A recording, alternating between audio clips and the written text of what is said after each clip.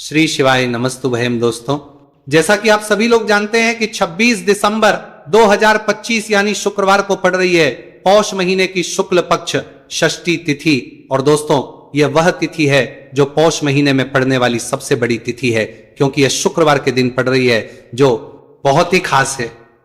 और दोस्तों, आप सभी लोग जानते हो शुक्रवार का अगर सबसे बड़ा कोई उपाय है तो वह 7 गेहूं के दाने वाला उपाय है। तो दोस्तों, इस शुक्रवार के दिन आप लोगों को इस उपाय को जरूर करना है। बहुत सारे लोग होंगे जिन लोगों ने इस उपाय को ना किया हो, मतलब पूरा महीना निकल गया, उन्होंने किसी भी दिन इस 7 गेहूं के दाने वाला उपाय को ना किया हो। पर दोस्तों, आपके पास एक आखिरी मौका बचा हुआ है जो कि 26 दिसंबर षष्ठी तिथि के दिन है। तो इस दिन आप लोगों को इस वाले उपाय को जरूर कर लेना है। भले ही आपने पूरे साल भर इस उपाय को ना किया हो, पर अगर आपने इस पौष महीने के शुक्रवार षष्ठी तिथि के दिन इस वाले उपाय को कर लिया तो आपको इस उपाय को करने का वह फल मिलेगा जिसकी आपने कभी कल्पना भी नहीं करी होगी।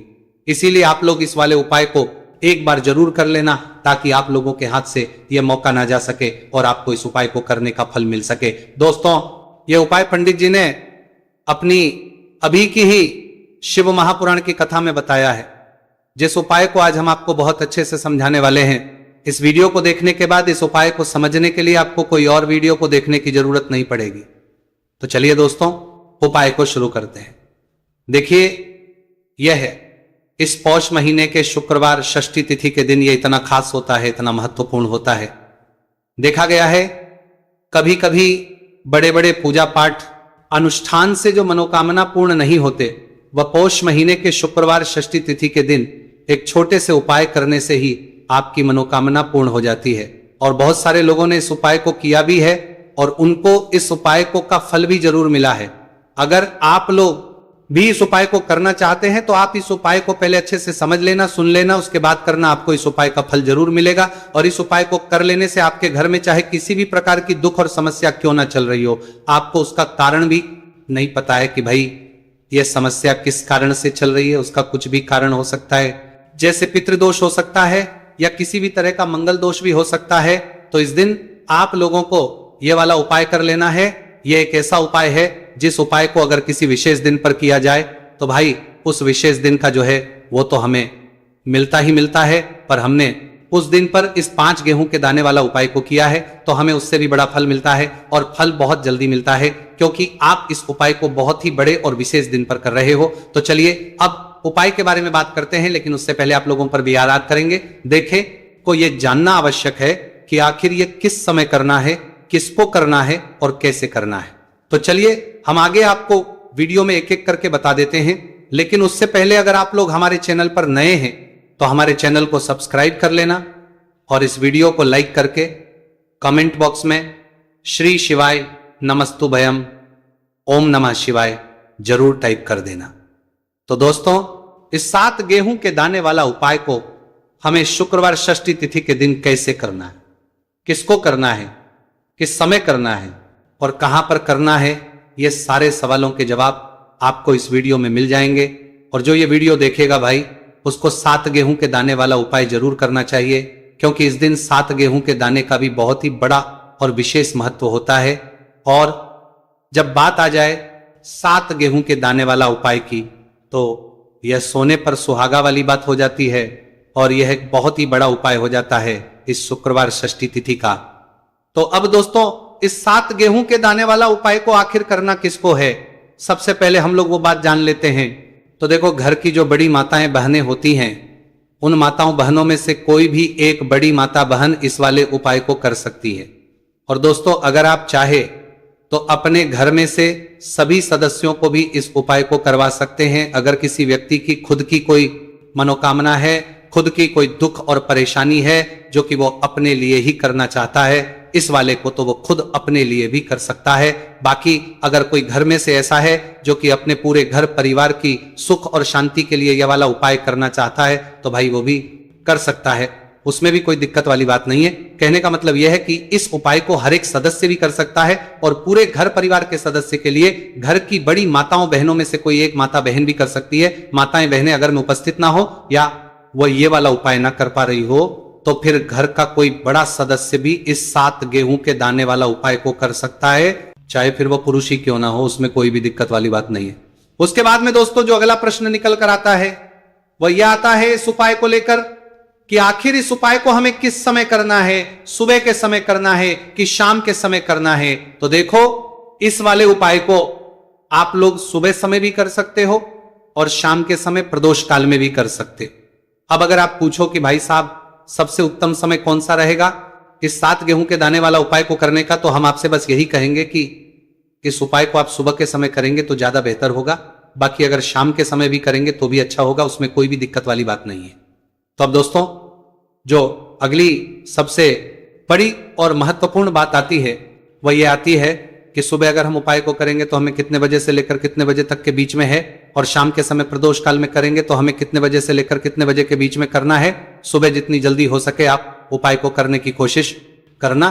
बाकी अगर किसी कारणवश लेट भी हो जाओ, थोड़ी देर भी हो जाए, तो 10 या 11 बजे तक भी आप उपाय कर लेना, पर 12 बजे से ज्यादा देरी ना हो, ठीक है, इस बात का ध्यान रखना। उसके बाद में दोस्तों अगर शाम के समय प्रदोष काल की बात करें, प्रदोष काल का जो समय है होता है वह शाम के 6 से शुरू हो जाता है। मतलब शाम के 6 बजे से लेकर 7 बजे के बीच का जो समय होता है यह समय प्रदोष काल का समय होता है। इस उपाय को 7 या 8 बजे के बीच में भी कर सकते हो।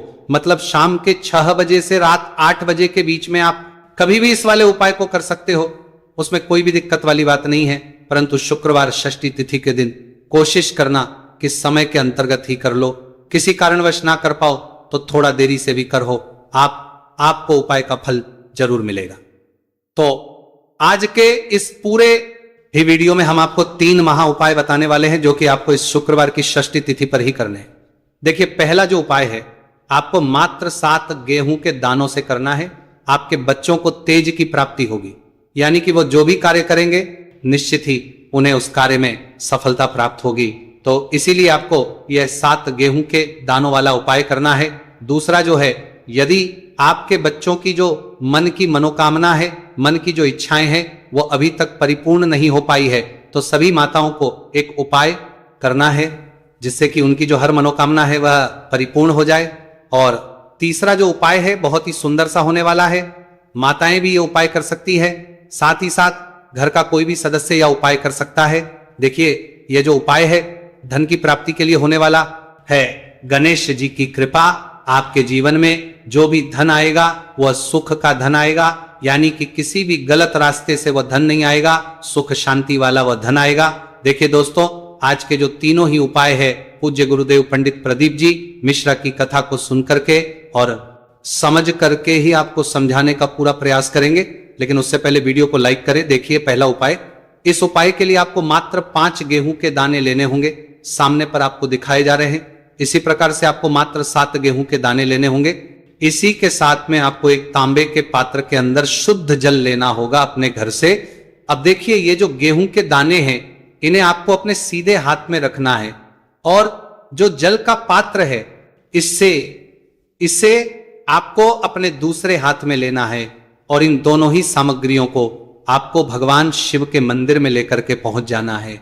देखिए, ये जो हैं आप सुबह से लेकर के शाम तक किसी भी समय में कर सकते हैं, और षष्ठी की तिथि पर आप यह उपाय चंद्रोदय के समय भी कर सकते हैं। तो रात्रि में यदि आप यह उपाय नहीं कर सकते हैं तो फिर आप सुबह से लेकर के शाम तक किसी भी समय में इस उपाय को कर सकते हैं। देखिए दोस्तों, सबसे पहले तो आपके पास जो 5 गेहूं के दाने हैं इनमें से आपको 4 गेहूं के दाने अलग कर लेने हैं, क्योंकि षष्ठी की तिथि है। लेकिन आप एक बात का ध्यान रखना है कि जो ये 5 ही गेहूं के दाने हैं कहीं से भी खंडित नहीं होने चाहिए। तो सबसे पहले तो आपको 4 गेहूं के दाने अलग कर लेने हैं, और इन 4 गेहूं के दानों को आपको अपने में रखना है, और आपको ओम गण गणपते नमः या फिर ओम श्री गणेशाय नमः इस मंत्र का जाप करना है। और इन 4 गेहूं के दानों को आपको थोड़ा सा गीला कर लेना है, क्योंकि सूखी चीजें हम कभी भी शिवलिंग पर अर्पित नहीं है। तो 4 गेहूं के दानों को आपको थोड़ा सा गीला कर लेना। अब ये जो 4 गेहूं के दान हैं इन्हें आपको शिवलिंग पर सीधे तरफ जहां गणेश जी का स्थान होता है वहां पर आपको अर्पित कर देने हैं। यानी कि शिवलिंग पर जहां गणेश जी विराजमान होते हैं वहां पर आपको ये 4 गेहूं के दाने अर्पित कर देने हैं। देखिए, जब भी आप ये 4 गेहूं के दाने अर्पित करेंगे तब आपको यही प्रार्थना करनी है कि मेरा जो ये बच्चा है ये मेरी बात मानने, ये मेरी बात सुने, और इसका जो भी कार्य प्रारंभ नहीं हो पा रहा है वह कार्य इसका प्रारंभ हो जाए और इससे अपने हर कार्य में सफलता प्राप्त हो। यह मेहनत बहुत ही अधिक कर रहा है लेकिन इससे पर्याप्त मात्रा में सफलता की प्राप्ति नहीं हो पा रही है, तो इसकी जो ये मेहनत है यह सफल हो। यदि यह पढ़ता नहीं है तो इससे बुद्धि, ज्ञान और विवेक की प्राप्ति हो। इस प्रकार से कामना करते हुए ये जो 4 गेहूं है इन्हें आपको शिवलिंग पर सीधी तरफ जहां गणत जी का स्थान होता है वहां पर अर्पित कर देने हैं। अब दोस्तों, आपके पास जो तांबे के पात्र के अंदर शुद्ध जल है, इसमें से थोड़ा सा जल आपको शिवलिंग पर जहां गणेश जी का स्थान होता है वहां पर अर्पित कर देना है। मात्र आपको थोड़ा सा जल ही समर्पित करना है। इसके बाद आपको उस पात्र के अंदर थोड़ा सा जल और शेष बचा लेना है। अब देखिए दोस्तों, आपके पास 5वां और अंतिम गेहूं का दाना बचा था, इसे आपको उस पात्र के अंदर ही डाल देना होगा। अब इस जल को आपको भगवान शिव के शिवलिंग पर ही श्री शिवाय नमस्तु भयम इस मंत्र का लगातार जाप करते हुए समर्पित कर देना होगा। बस इतना सा उपाय आपको करना है।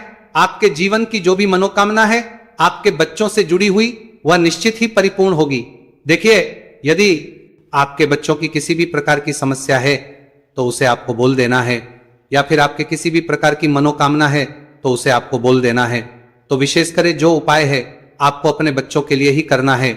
इस प्रकार से आपको शुक्रवार की षष्ठी तिथि पर यह सुंदर सा और सरल सा उपाय करना है। अब दोस्तों, हम जान लेते हैं दूसरे विशेष उपाय के बारे में। देखिए, यदि आपकी कोई भी मनोकामना है, आपके बच्चों की किसी भी प्रकार की मनोकामना है जो अभी तक परिपूर्ण नहीं हो पाई है, तो आपको यह विशेष उपाय करना है। देखिए, इस उपाय के लिए आपको 7 चावल यानी कि 7 नक्षत्र के दाने लेने होंगे। इसी के साथ में आपको गणेश जी को जो सबसे प्रिय होती है यानी कि जो ध्रुवा घास होती है, मात्र आपको एक ध्रुवा घास लेनी है। इसी के साथ में आपको एक बेलपत्र लेनी होगी और इसी के साथ में आपको एक तांबे के पात्र के अंदर ही शुद्ध जल लेना होगा। देखिए दोस्तों, यदि आपको बेलपत्र प्राप्त नहीं हो पाती है तो आप शिवलिंग पर चढ़ी हुई बेलपत्र को पुनः शुद्ध जल से धो करके इसका उपयोग कर सकते हैं। अब दोस्तों, इन सभी सामग्रियों को लेकर के आपको पहुंच जाना है भगवान शिव के मंदिर में। देखिए, यह उपाय भी आप इस शुक्रवार षष्ठी तिथि पर सुबह से लेकर के शाम तक किसी भी समय में कर सकते हैं। देखिए, आपके बच्चों की जो भी अधूरी मनोकामना है यह परिपूर्ण हो जाए, ऐसे भाव रखते हुए आपको यह उपाय करना है। देखिए दोस्तों, सबसे पहले तो आपके पास जो 7 चावल के दाने हैं इन्हें आपको उस जल के पात्र के अंदर डाल देना है। फिर इसके बाद आपके पास दुर्वा घास है, इसे भी आपको उसी पात्र के अंदर डाल देनी है।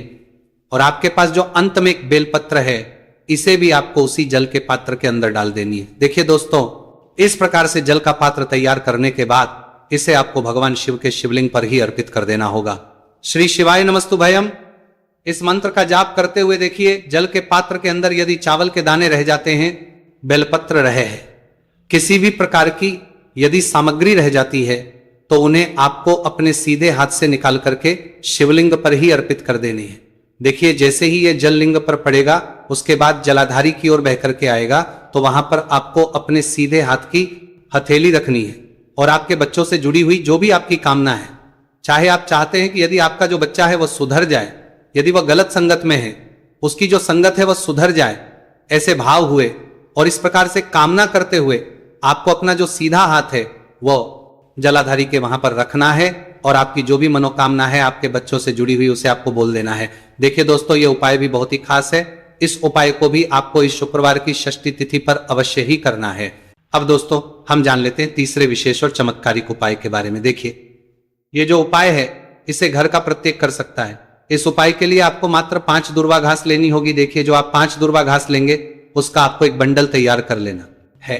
देखिए, ये उपाय आपको इसीलिए करना है क्योंकि गणेश जी की कृपा से आपके पास जो भी धन आएगा वह सुख समृद्धि का आएगा, यानी कि किसी भी गलत कार्य से धन आना नहीं चाहिए। इसीलिए आपको यह विशेष उपाय करना चाहिए।